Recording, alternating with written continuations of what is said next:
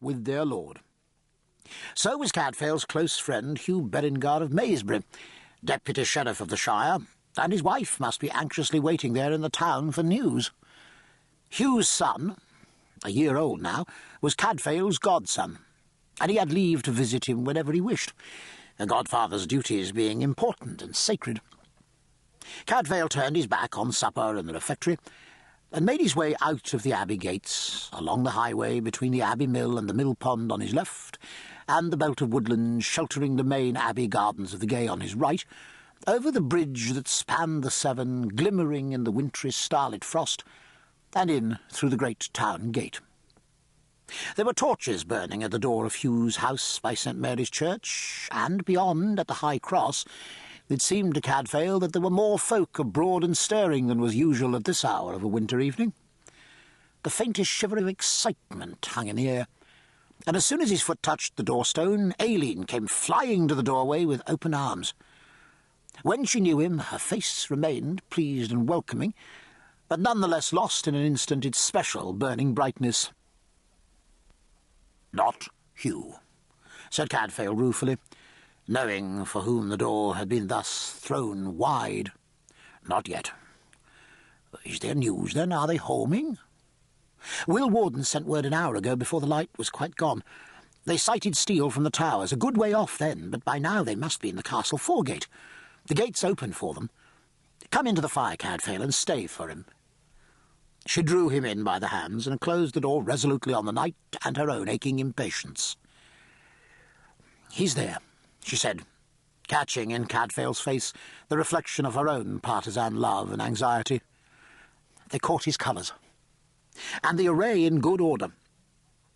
Yet it can't be quite as it went forth, that I know. No, never that. Those who go forth to the battle never return without holes in their ranks, like gaping wounds.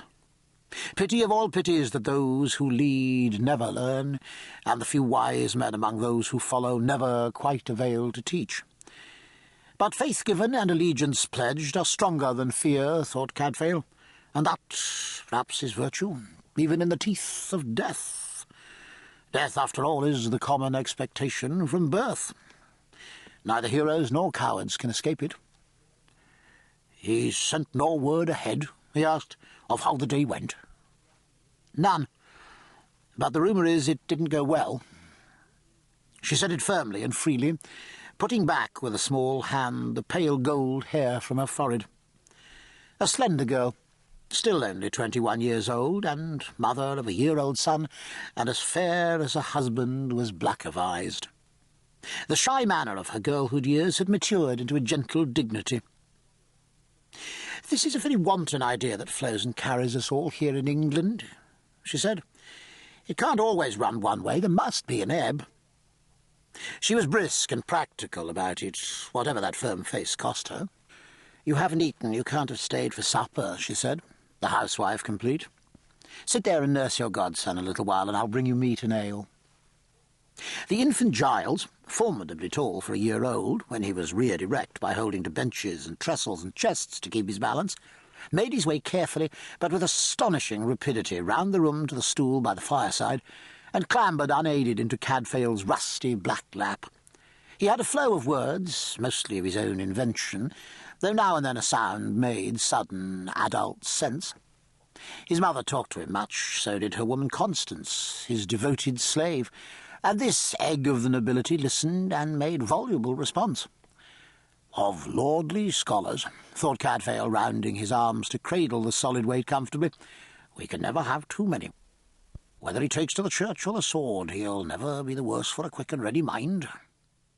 Like a pair of hound puppies nursed in the lap, Hugh's air gave off glowing warmth.